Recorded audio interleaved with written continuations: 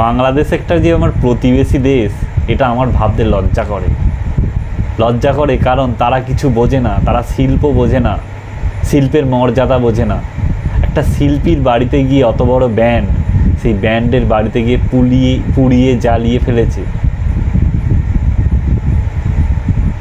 মূর্তির উপর মূর্তি ভাঙচুর চলছে। কি হচ্ছে বাংলাদেশি তোমাদের? ছি, আমার লজ্জা করে। তোমাদের জঙ্গলে গিয়ে থাকা উচিত। জঙ্গলে সেই আদিম মানুষ যেখানে থাকে, সেখানে পাশাপাশি থেকে মারপিট, দাঙ্গা, আন্দোলন, একে অপরের উপর হানাহানি, কাটাকাটি, নিজের ক্ষমতা দখল, এইসব করা উচিত।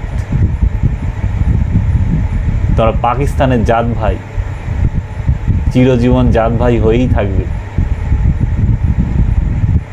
এর থেকে